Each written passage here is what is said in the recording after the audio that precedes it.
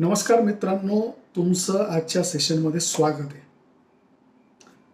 State bank of India SBI हे नाव किंवा ही bank तुमच्या गावात असेल, शहरात असेल आणि ते जग प्रसिद्ध आहे. कुठल्या गोष्टीसाठी जग प्रसिद्ध आहे हे काही मी इथं सांगत नाही, तुम्ही हसत असाल ते तुम्हाला माहिती आहे.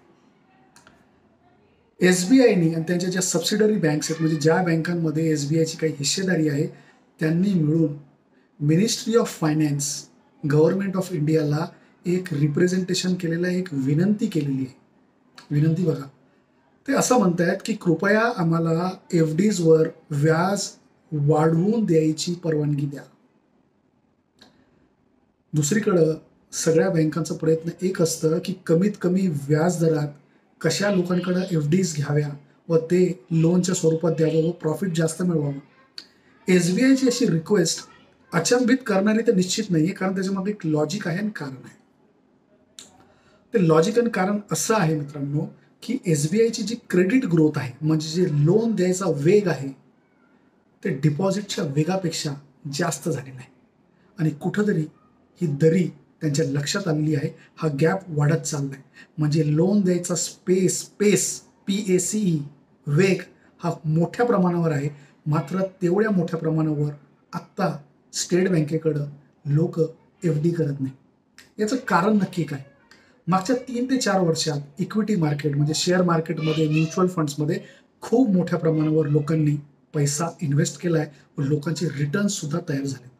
कुठंतरी लोकांनी FD न करता हे पैसा इक्विटी मार्केटमध्ये रूट केलेला आहे, हे स्पष्ट याच्यातून दिसतं.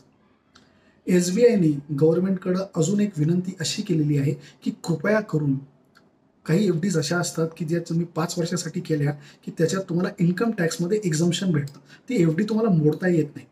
5 वर्ष तुम्हाला ठेवावी लागते व इन्कम टॅक्सच्या एक पर्टिक्युलर सेक्शनमध्ये तुम्हाला त्याची वजावट भेटते. SBIनी अशी सुद्धा विनंती गव्हर्नमेंटला केलेली आहे की हा 5 वर्षाचा कालावधी कमी करून 3 वर्षाचा करा.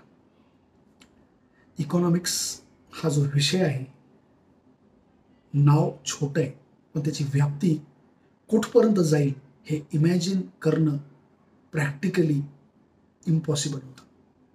SBI सारखी संस्था आज लोकांना म्हणतीये, या आमच्याकडं डिपॉझिट करा. आज इथंच थांबूया. व्हिडिओ आवडला असेल तर लाईक करा, शेअर करा, सबस्क्राईब करा व हो, विचार निश्चित करा. विचार करणं खूप अवघड असतं. परत भेटूया. नमस्कार.